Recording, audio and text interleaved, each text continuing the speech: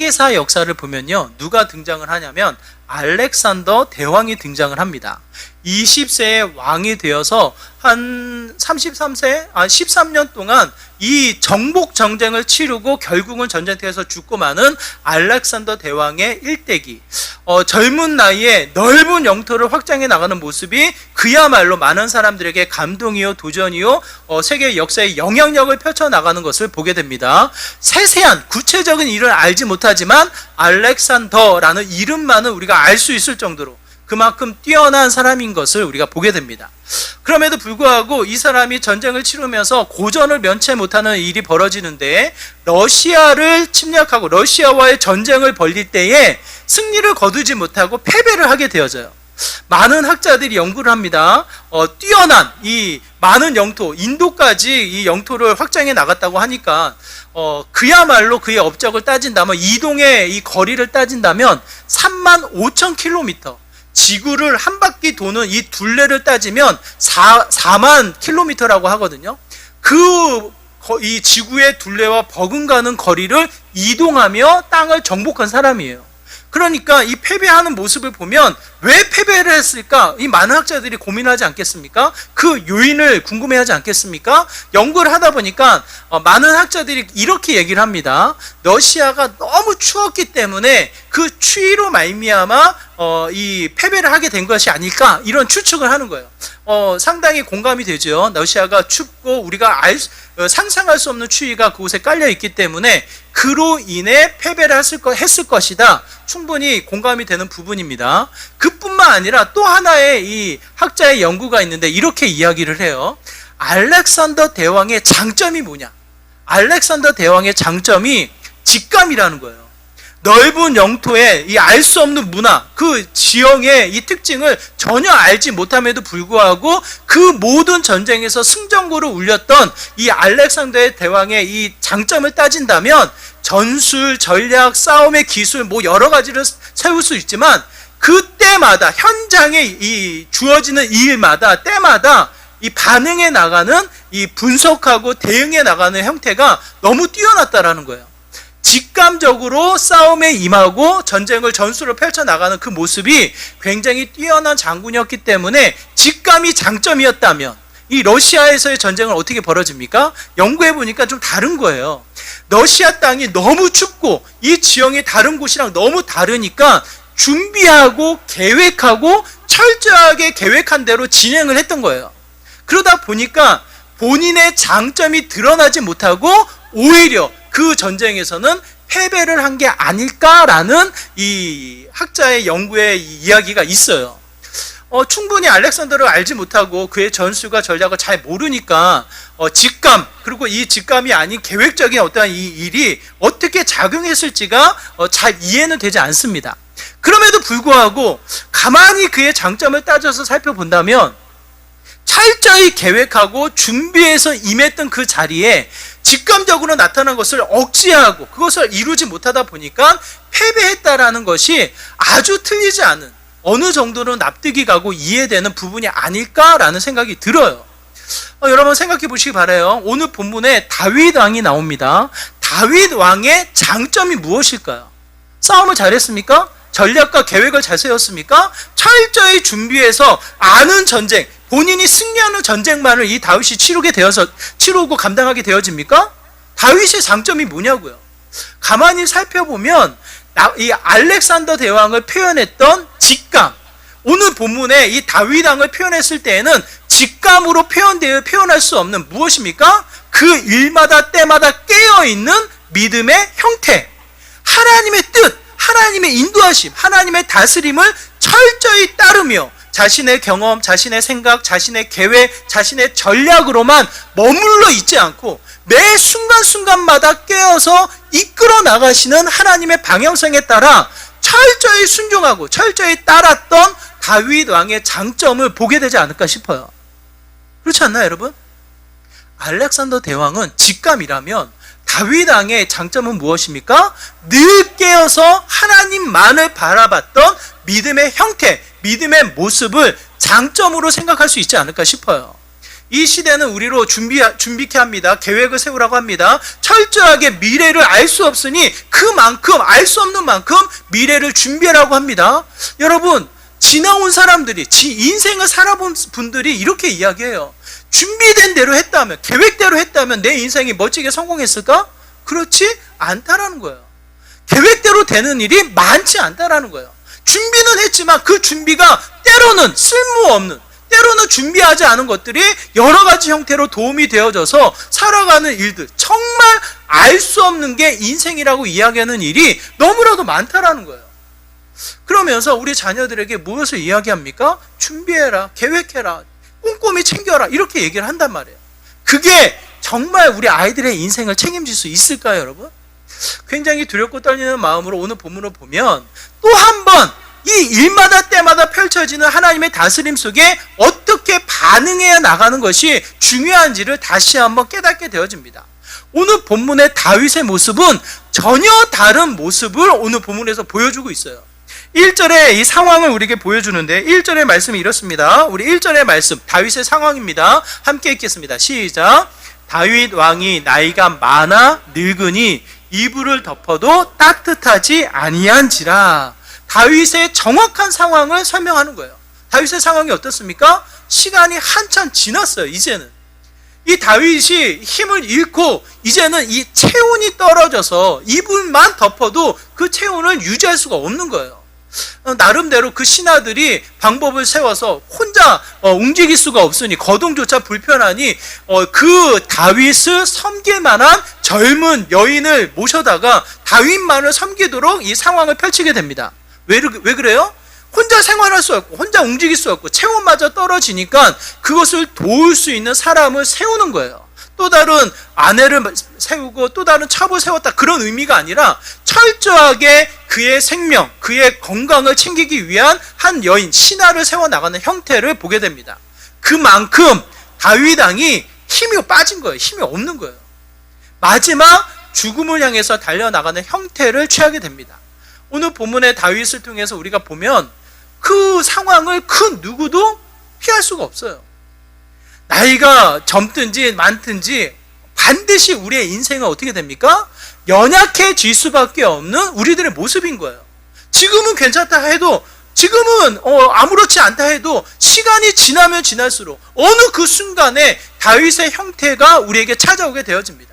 혼자 움직일 수 없고요, 혼자 체온도 유지할 수 없는 이 연약한 상황이 치닫게 되어지는 게 저와 여러분의 모습인 거예요. 그런데 분명하게 우리가 알아야 할 것은 이 상황으로만 끝나는 것이 아니라 하나님을 향한 믿음, 하나님을 향한 이 다윗의 장점조차도 이제는 어떻게 됩니까? 사라지고 만다라는 거예요. 신앙의 무지, 신앙의 연약함, 신앙의 둔한 상태로 치닫게 되어지는 다윗의 상황을 보게 되어집니다. 한번 생각해 보세요. 시간이 지나 몸이 힘이 빠지고 마지막 때로 가게 된다면 다윗 왕이 해야 할 일이 무엇이 있겠냐고요. 다윗 왕이 무엇을 해야 합니까, 여러분? 자연스럽게 세계사를 통해서도 그렇고 여러 가지 일들을 통해서도 그렇고 본인이 했던 일을 대신 해야 될 왕을 세워야 하잖아요. 다시 누군가를 세워서 이 나라가 안정되게 평안이 유지될 수 있도록, 더 나아가 하나님을 온전히 알았으니까 하나님이 세우고자 하는 하나님의 뜻을 따라서 왕을 세워나가는 게 다윗이 해야 될 마지막 일 아니겠냐고요. 그런데 다윗이 어쩌된 일인지 전혀 그런 일을 하질 않아요. 왜 안 하고 있을까요, 여러분? 전혀 다윗이 그 누군가를 지명하며 그 누구를 세워나가는 일을 하지 않습니다. 우리가 읽은 32절에서 37절의 말씀은 솔로몬을 지명해서 솔로몬을 왕으로 세우지만 그 모습이 처음부터 나타나지 않는단 말이에요. 왜? 다윗이 몰라서 그랬을까요? 누구를 세워야 될지 몰라서 망설이고 있을까요? 오늘 본문에 보면 그 사이에 무슨 일이 벌어지냐면 아도니아라는 이 왕자가, 아도니아는 이 다윗의 넷째 아들이에요. 족보로 보면 이렇습니다. 족보로 보면 이러한 형태를 취하게 되는데 다윗에게는 정말 많은 자녀들이 있어요. 그 많은 자녀들이 많은 아내들을 통해서 자녀들을 낳게 되어집니다. 그 사이에 오늘 본문에 나타나 있는 아도니아는 핫깃이라는 아내의 넷째 아들로 태어나게 되어져요. 그러면 장자가 아니잖아요. 그럼에도 불구하고 오늘 본문의 장자권을 갖게 되어지는 이유는 암논과 길르압과 압살롬, 이 길르압이 다니엘이라는 이름도 불리게 되어져요. 그래서 제가 좀 진하게 표현했어요. 암논과 길르압과 압살롬은 살아 있습니까? 죽었습니까? 죽었어요. 다윗에게 무슨 일이 벌어집니까? 압살롬이 반란을 일으켰잖아요. 압살롬 아들이 반란을 일으켜서 첫째 아들을 죽이고 둘째 아들을 죽였다라는 이 성경계의 어떤 정확한 표현은 나와 있지는 않지만 무슨 말이 나와 있냐면 아들들이 쫓겨서 도망가게 되어지고 끝까지 그들을 쫓아가서 다 죽였다라는 표현이 나오게 되어져요. 어떤 학자는 이 길르압이 아비가일의 이 지혜를 통해서 이 왕자에서 이 피해져 있었지만 젊은 나이에 죽었다라는 이 설도 관찰해서 보게 되어집니다. 아무튼 오늘 본문에 나타나는 이 내용을 찾아보면 아도니아가 첫째 아들인 거예요. 장자권을 가지고 있는 거예요. 자연스럽게 장자권을 가지고 있는 아도니아가 무슨 마음이 듭니까? 다윗 왕이 아무런 언급이 없자 이 아도니아는 자연스럽게 본인이 왕이 되어야 하나? 본인이 아버지의 뜻을 따라 다윗 왕의 후손에 따라 이제 본인이 왕으로 등극해야 되나? 이 생각을 갖게 될까요? 안 갖게 될까요? 철저하게 준비합니다. 50명의 호위병을 세우고요. 아버지의 이 군대 장관이었던 요압과 제사장이었던 사람을 불러다가 함께 음식을 나누며 아비아다를 불러서 같이 모의하며 자신이 왕이 될 일을 계획을 세우고 있어요. 어쩌면 철저하게 계획하고 준비하고 있는 아도니아의 형태를 본문이 우리에게 보여주고 있는 것이 아닌가 싶어요. 이런 상황조차도 다윗이 알았을까요? 몰랐을까요? 여러분 생각해 보세요. 늙었으니까 시간이 너무 지났으니까 몰랐겠죠. 하나님 뜻도 모르고 상황도 모르는 그와 같은 이 상황이 지금 다윗이 아니었을까? 이렇게 생각이 드십니까? 그렇지 않은 거예요. 오늘 본문에 보면 뭐라고 기록되어져 있냐면 아도니아가 교만해서 자신의 왕이 되고자 할 때에 이 아버지의 반응을 우리에게 보여주고 있습니다. 6절의 말씀이에요. 6절의 말씀 한번 같이 읽어볼까요? 함께 했습니다. 시작. 그는 압살롬 다음에 태어난 자요 용모가 심히 준수한 자라 그의 아버지가 내가 어찌하여 그리 하였느냐고 하는 말로 한 번도 그를 섭섭하게 한 일이 없었더라. 이 표현이 무엇을 우리에게 느끼게 하냐면 다윗의 마음을 느끼게 해요. 자신의 넷째 아들 아도니아에게는 아무런 말을 하지 않았다라는 거예요. 무슨 행위, 무수한 행동을 하고 있던지 간에 다윗 왕이 몰랐다, 다윗 왕이 전혀 상관이 없었다, 관심이 없었다 그런 얘기가 아니라 아무 말도 하지 않고 아도니아 이 섭섭해하는 일이 없었다라는 이야기예요.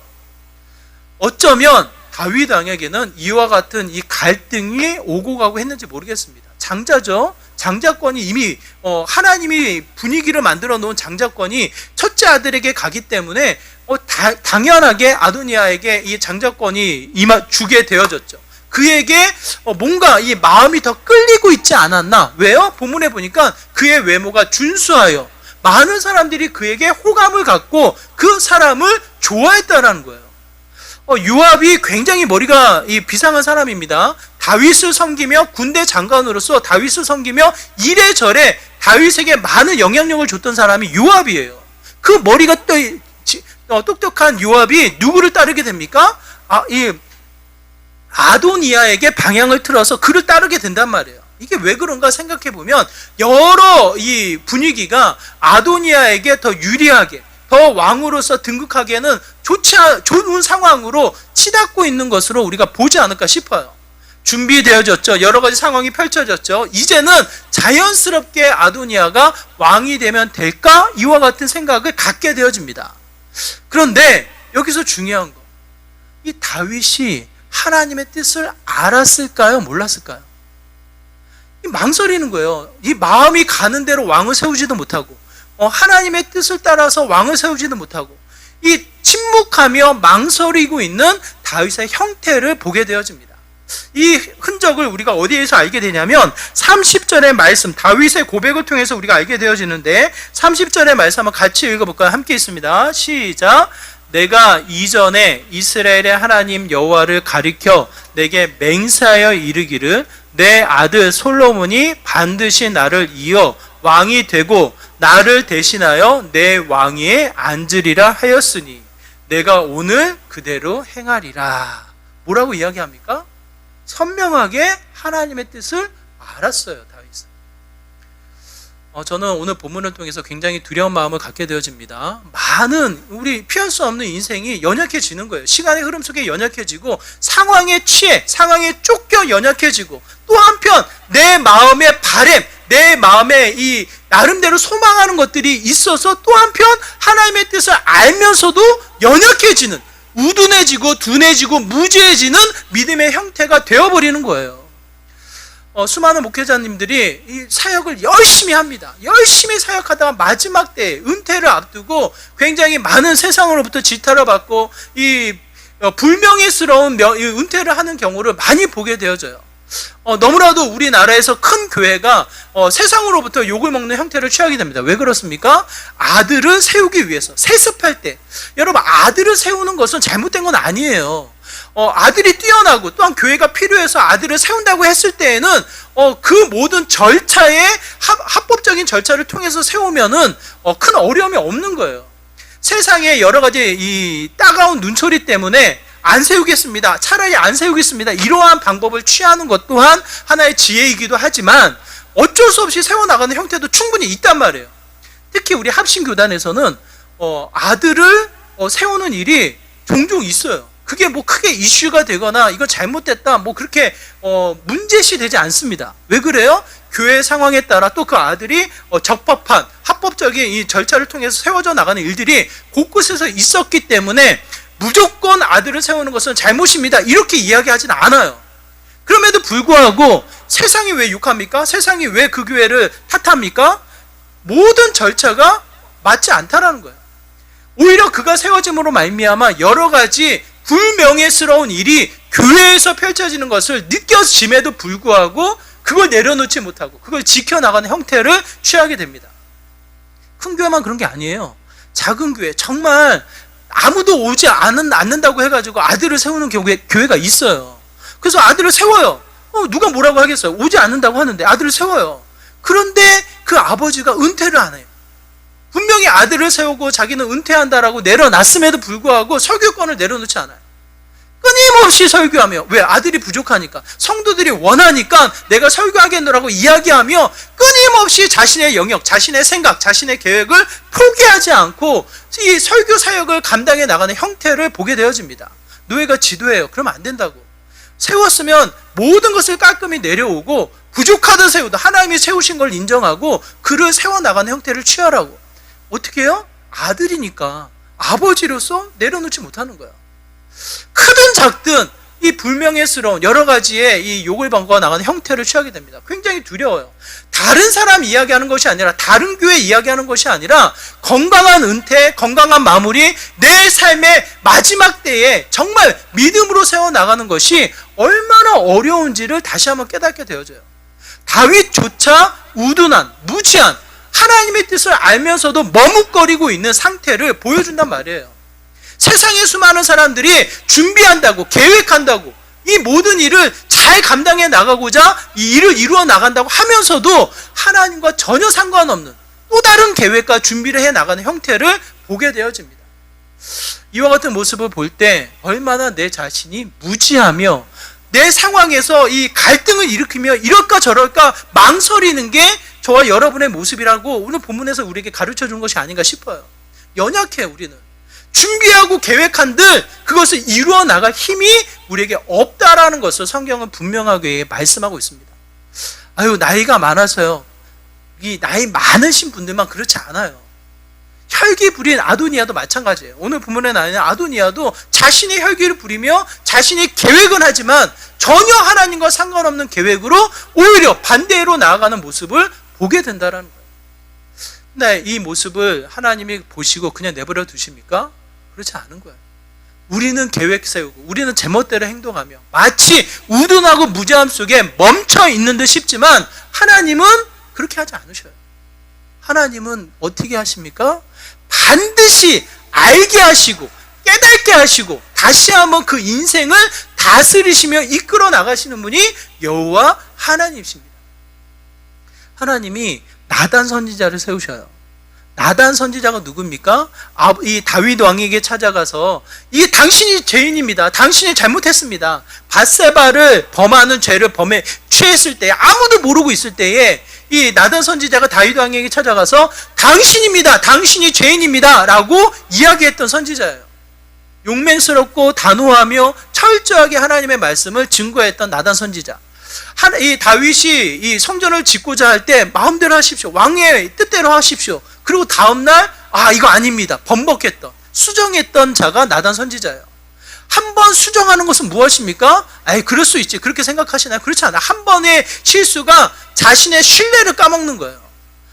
하나님의 뜻입니다. 마음대로 하십시오. 이야기했다가 이거 하나님 뜻 아닙니다. 이 수정하는 것은 굉장한 용기고 굉장한 이 믿음인 거예요. 그걸 누가 했습니까? 나단 선지자가 그렇게 했다라는 거예요.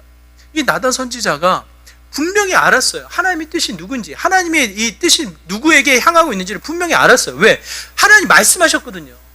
이 솔로몬이 태어나자마자 내가 사랑하는 자라 칭하셨고 가는 곳곳마다 솔로몬을 통해서 왕으로 세우겠노라 하나님이 분명하게 알게 하셨단 말이에요. 이 나단 선지자도 아는 거예요. 이 펼쳐지는 상황이 잘못 돌아가고 있다는 것을 깨닫고 나단 선지자가 어떻게 합니까? 다윗 왕을 찾아갑니까? 여러분, 다윗 왕 안 찾아가요. 다윗 왕을 안 찾아가고 밧세바를 찾아가요. 왜 그럴까요, 여러분? 무서워서? 두려워서? 왜 그래요? 굉장히 지혜롭게 행동하는 거예요. 무서워서가 아니라, 왕이 무서워서가 아니라 다윗 왕 상황이 어떻습니까? 언제 이 생명이 놓아질지 모르는 연약한 상황이란 말이에요. 우둔하고 두둔한, 이 죄를 범했어도 건강한 상태에서는 죄를 지적하면 그 자리에서 무릎을 꿇고 회개를 할 수 있는 상황이었지만 지금은 그렇지 않다라는 거예요. 지금 가서 다윗 왕에게 이거 잘못했습니다. 왜 안 하십니까? 라고 이 하나님의 말씀을 전한다면 그 상황에, 그 충격에 이 다윗 왕이 어떻게 될지 알 수 없으니 이 나단 선지자가 어떻게 합니까? 밧세바를 찾아가게 됩니다. 이대로 가만히 계시냐고. 하나님의 뜻은 이렇다고. 만약 그냥 가면 당신과 솔로몬은 죽게 될 거라고. 지금 다윗 왕에게 가서 이와 같이 말씀하시라고 지혜를 펼쳐놓고 하나님의 뜻을 전해 나가는 일을 하게 되어집니다. 이건 누구 때문에 그래요? 자신의 생명을 지키기 위해서 자신의 전략을 세워서? 그렇지 않아요. 철저하게 다윗 왕을 위하며 하나님의 뜻을 펼쳐나가는 지혜로운 나단 선지자의 형태를 우리가 살펴보게 됩니다. 이 모든 여정을 통해서 다윗 왕이 다시 한번 자신의 무지함을 깨닫고 깨달아지자 뭐라고 이야기합니까? 맞다. 하나님이 솔로몬 왕을 세우실 것을 맹세하셨고 그 일을 이루어 나가신다. 그러면서 오늘 본문에 뭐라고 이야기합니까? 솔로몬 왕을 지명해서 세워나가는 일을 하게 되어집니다. 35절의 말씀인데요. 우리 35절의 말씀도 같이 읽어볼까요? 함께 했습니다. 시작. 그를 따라 올라오라. 그가 와서 내 왕 위에 앉아 나를 대신하여 왕이 되리라. 내가 그를 세워 이스라엘과 유다의 통치자로 지명하였느니라. 다윗이 이제서야 나단 선지자를 통해서 밧세바를 만나고 하나님의 뜻을 또 한 번 깨닫고 확인하고 나서야 더 이상 핑계할 수 없구나. 하나님이 분명히 하시는 이 메시지가 이와 같구나를 알고 그때서야 어떻게 합니까? 사독 제사장을 부르고 이 나단 선지자를 불러서 솔로몬을 세워나가는, 다시 한번 지명해서 솔로몬을 왕의 후손으로 세워나가는 일을 하게 되어집니다. 그러면서 이 다윗 왕이 이렇게 고백을 해요. 48절의 말씀, 전체적인 말씀의 핵심 내용이 이렇습니다. 48절의 말씀입니다. 같이 읽겠습니다. 시작. 또한 이르시기를 이스라엘의 하나님 여호와를 찬송하리로다. 여호와께서 오늘 내 왕위에 앉을 자를 주사 내 눈으로 보게 하셨도다 하셨나이다 하니. 철저하게 능동적으로 일하시며 이끄시며 인도하시는 분이 누구십니까? 여호와 하나님이신 거예요. 여호와 하나님.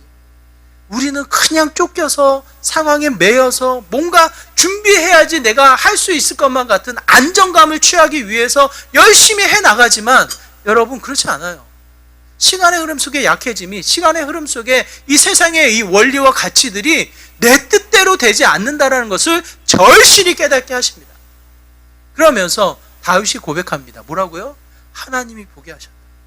하나님이 이 모든 일을 다스리시고 통치하시며 마지막 하나님이 원하시는 그 솔로몬 왕을 세우시며 하나님이 나로 하여금 보게 하셨다. 다윗의 갈등, 다윗의 이 쏠리는 마음 다 뒤로 하고 수많은 이 반란과 이 왜곡하는 이들을 뒤로 하고 철저하게 이 땅을 다스리시며 세워나가시는 여호와 하나님의 일하심을 선명하게 우리에게 보여주십니다. 하나님이 보게 하셨더라고요. 다시 한번 오늘 이 현장을 통해서 우리가 보게 되어지는 것은 무엇입니까? 나의 애씀, 나의 수고, 나의 계획, 나의 전략, 나의 수많은 이 일들이 뭐예요? 우리가 교동문을 통해서 이야기하는 시편 127편 뭐라고 이야기합니까? 하나님이 지키지 아니하시면, 하나님이 이끄지 아니하시면 그 모든 것이 뭐라고 이야기해요? 헛되고 헛되도다, 헛수고다라고 표현을 하잖아요. 그러므로 다시 한번 성경은 우리가 뭐라고 이야기합니까? 영적인 직감, 일마다 때마다 깨어서 하나님이 어디로 이끄시며 우리를 어떻게 다스리시는지를 다시 한번 바라보며 그 안에 반응해 나갈 그 상황을 우리에게 말씀하고 있습니다. 직감이 뭐예요? 그 순간에 느껴지는 대로 행동해 나가는 거예요. 분석하고 연구해서 행동해 나가는 형태를 취해요. 직감적으로 행동해 나가는 거예요. 그게 어떻게 가능합니까? 깨어 있을 때.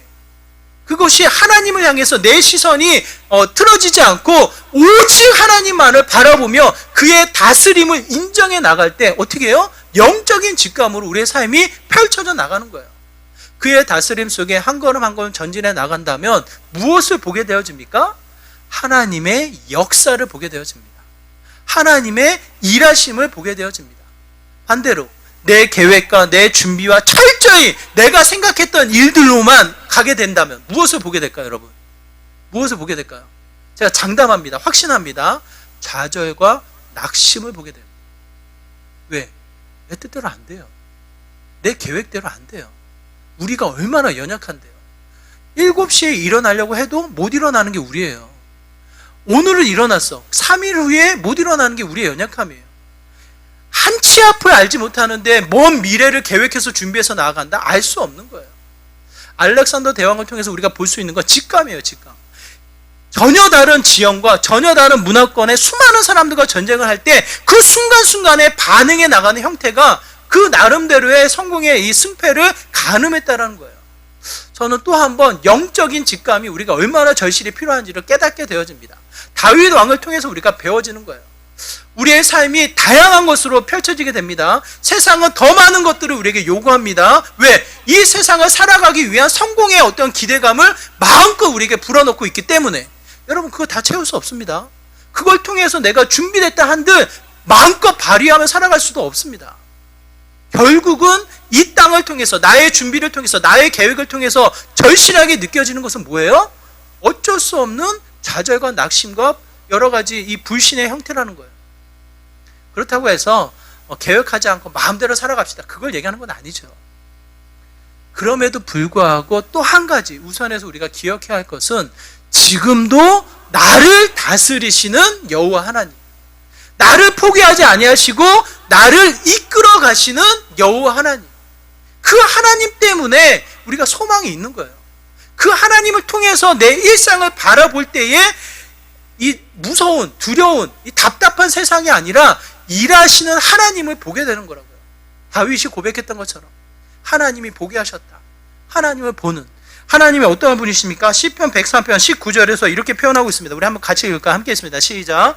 여호와께서 그의 보좌를 하늘에 세우시고 그의 왕권으로 만유를 다스리시는도다. 철저하게 통치자가 되셔서 우리를 다스리시며 이 자리로 이끄시는 분이셔요.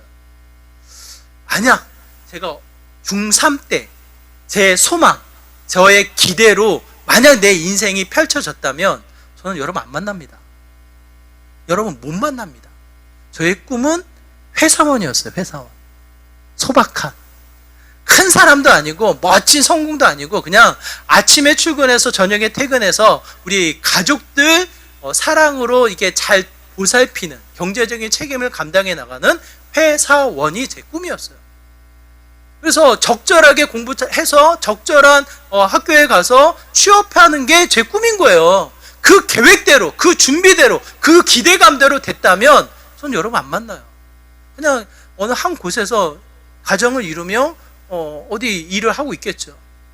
근데 지금 이 순간 내 뒤를 돌아보면, 인생의 이 짧은 인생이지만 그럼에도 불구하고 뒤를 돌아보며 생각했을 때 놀라운 거예요. 전혀 생각하지 못했던 인생을 하나님이 허락하시며 이 자리로 이끄시며 세우셨다라는 하나님의 일하심을 통해서 제가 놀랍게 감동과 감격을 이루게 됩니다. 그러면서 제가 무엇을 봅니까? 무엇을 봐요? 아, 최동배 대단해. 이 모든 일을 최동배가 했어. 그럼 최동배를 보게 되나요? 모든 이 사람들을 보게 되나? 그렇지 않아요. 정말 하나님이 놀랍다. 왜 이렇게 일을 하실까? 왜 이렇게 만나게 하실까? 왜 이 자리를 이끄셨을까? 하나님의 일하심만을 바라보면서 또 한 번 기대하게 되어져요. 무엇으로 이끄실까? 어디로 인도하실까? 어떻게 다스리실까? 이 마음을 주신 것이 무엇을 통해서 하나님이 이루게 하실까라는 여러 가지 하나님을 보게 되어집니다. 여러분 뒤를 돌아보세요. 여러분의 계획대로, 여러분의 준비대로 됐다면 여러분 어디에 있겠냐고요. 지금 어디에 있겠냐고요. 세상이 보여주잖아요. 어디에 있겠냐고요. 저는 내 계획대로 되지 않았기 때문에 지금 이 자리에 있다고 저는 확신합니다. 내가 다스리는 삶이 아니라 하나님이 다스리는 삶이 되었기 때문에 저는 이 자리에 있다고 저는 확신합니다. 저는 저와 여러분이 그 하나님의 일하심, 그의 다스리심을 절실히 느끼며 하나님을 보는 삶이 되기를 부탁을 드려요. 세상을 보는 것이 아니라, 나를 보는 것이 아니라, 답답한 상황만을 보는 것이 아니라 그걸 뛰어넘어 다스리시며 이끄시며 지키시며 돌보시는 여호와 하나님의 역사, 그의 다스림을 보는 시간이 되길 소망해요. 제가 설교 시간에 팀 켈러 목사님 자주 얘기했어요. 그렇죠? 팀 켈러 목사님. 이분이 뉴욕의 교회를 은퇴하기 전까지 계속 교회만 섬긴 거예요. 교회만 세운 거예요. 교회만 세우다가 은퇴하고 나서 책이 번역되어지고 책이 보급이 되어지고 또 이 외부 활동을 하시면서 좀 알려지게 되셨어요. 그러니까는 그렇게 이분이 알려진 지가 오래되지 않아요. 제가 언제부터 알려졌는지는 제가 찾아보지는 않았지만 제가 안 것은 2019년도에 우리나라에 오셔가지고 세미나를 하시면서 또 그 전에 책 몇 권을 읽으면서 한 5년, 6년 정도밖에 되질 않아요. 근데 2019년도에 우리나라에 오셨을 때 풍채가 딱 미국 사람이에요. 딱 건강하게 보여요. 머리가 대머리예요. 하여튼 풍채가 건강하게 보여요. 작지 않으세요. 몸이 작지가 않고 드시는 것도 그렇고 목소리도 너무 좋으시고 우렁차게 설교 강의하시면서 영향력을 줬단 말이에요. 일주일에 일정을 몸소 다 감당하시면서 좋은 이미지를 주고 가셨단 말이에요. 근데 5월달에 소천하셨다는 이 광고가 뜨더라고요. 신문에 뉴스가 뜨더라고요. 뭔 일인가 봤더니 암이 걸리셔가지고 작년 겨울에 이제 투병이 진행이 되고 결국은 호스피스에 가셔가지고 마지막 생을 마치게 됐노라고. 한국의 이 많은 분들이 그 소식을 듣고 실망하게 되고 안타까워하고, 왜? 이제 막 뭔가 하려고 했거든요. 시티 투 시티라고 해가지고 도시의 복음화, 이 도시에 모여든 사람들을 변화시켜야 된다라고 해서 뭔가 운동, 이제 무브먼트, 운동을 해야 된다. 이 모든 사람의 변화를 일으키는 일을 해야 된다고 해서 뭔가 막 하려고 하는 시작점에 코로나가 터졌고 코로나가 끝나는 무렵에 뭔가 시작하려는 이런 상황이거든요. 그런데 이 소천하셨다는 소식을 들으니까 낙심도 되고 이제 모르겠어요. 갈 바를 모르지 않을까, 뭐 이런 방황도 생길 것 같고 혼란의 시기가 찾아오지 않나, 이런 생각이 들어요.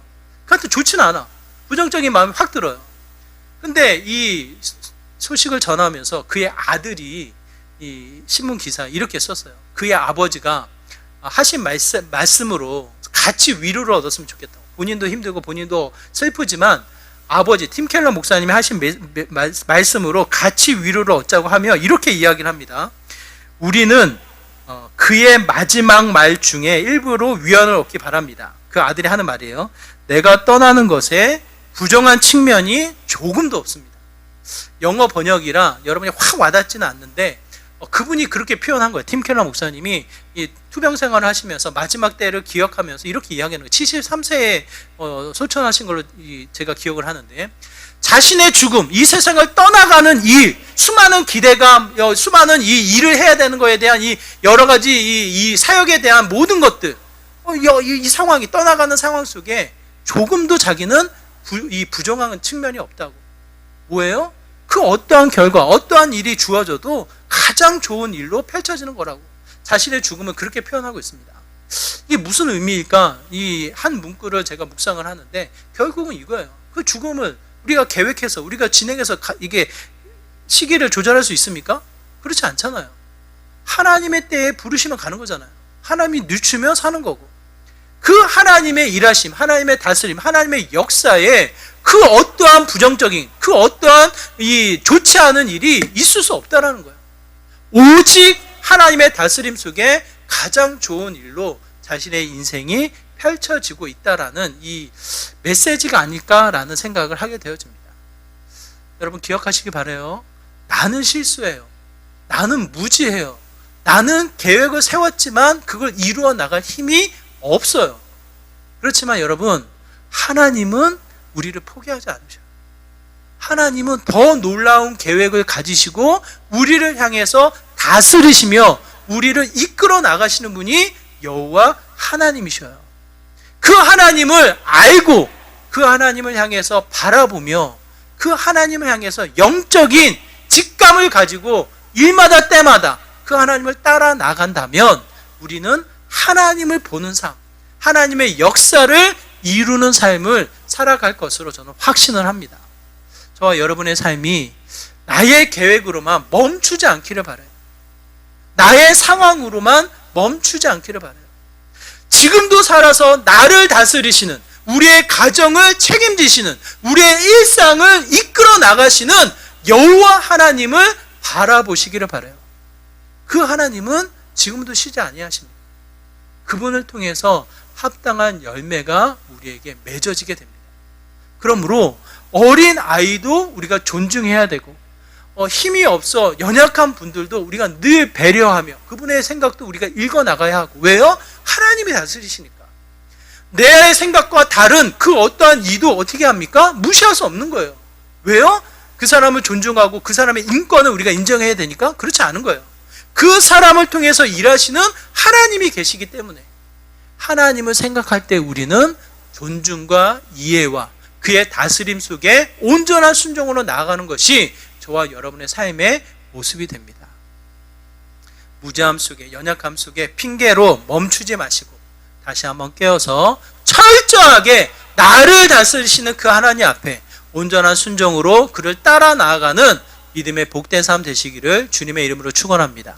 그 안에 오직 하나님만을 보고 하나님만을 경험해 나가는 믿음의 귀한 삶 되시기를 다시 한번 주님의 이름으로 축원드립니다. 우리 말씀을 기억하면서 함께 기도하기 원합니다. 하나님, 우리의 무지함이 우리의 계획과 생각에 멈추지 않고 우리를 다스리시는 하나님을 바라보며 주님을 따라 나아가는 믿음의 삶이 되기를 소망합니다. 영적인 직감, 영적으로 깨어 오직 주님의 인도하심을 따라 나아가는 믿음의 귀한 삶 되게 하여 주시옵소서라고 이와 같은 마음으로 함께 기도하며 나가도록 하겠습니다. 기도합니다. 하나님, 이 시간 간절한 마음으로 기도합니다. 나의 생각, 나의 계획, 나의 준비, 내 처해 있는 이 상황에 매여서 멈춰 있는 것이 아니라 갈등하며 오락가락하는 것이 아니라 철저하게 주님을 바라보며 주님의 뜻을 이루어 나가는 믿음의 귀한 삶 되기를 소망합니다. 주님은 살아계십니다. 주님은 지금도 우리를 다스리십니다. 그 하나님의 일하심을 알게 하시는 분이 또한 여호와 하나님이십니다.